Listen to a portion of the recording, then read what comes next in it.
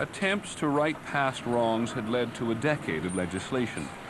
In the early 1970s, the courts ordered that schools be integrated through busing. In Boston, the order went into effect in 1974. Phyllis Ellison was 15 and going to her new school, South Boston High.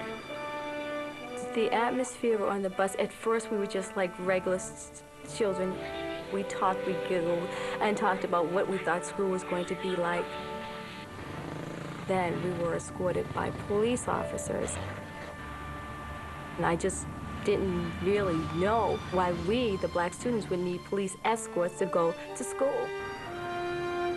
South Boston has always been a white neighborhood. I think everyone was taking it out on the blacks and blaming them, which at the time, well, now I realize it wasn't right, but being young, and we held it against the blacks personally. I and many other people from the neighborhood was throwing rocks at the buses. And they were chanting, "Go home, we don't want you here."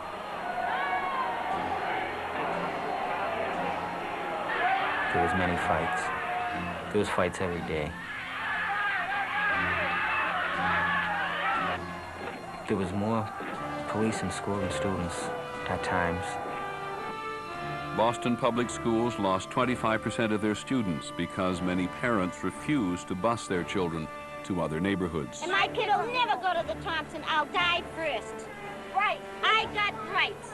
Let them move into our right houses. We felt that our kids were being used as sacrificial lambs on this altar of liberalism.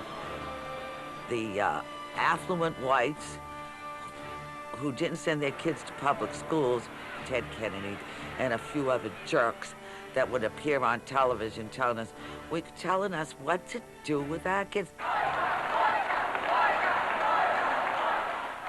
All over the country where forced busing went into effect, there was resistance from both whites and blacks. We are in a war, and we're going to win this one. But nowhere did the conflict remain as bitter as at South Boston High. In December, a white student, 17-year-old Michael Faith, was stabbed, and all hell broke loose.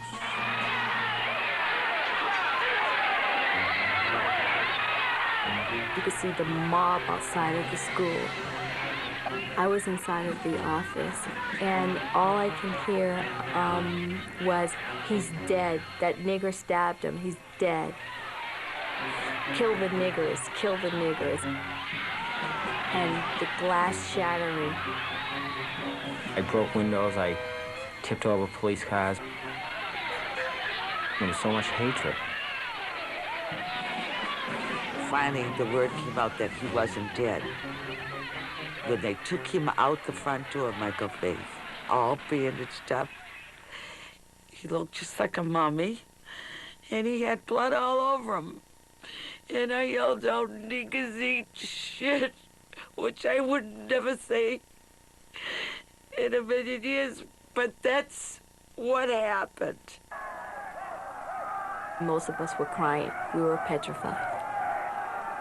I felt if they got a hold of any one of the students that we would die. Worrying out how they were going to get them out of there, how they were going to get the students out. And so they sent decoys. They sacrificed about 10 buses, knowing they were going to get destroyed.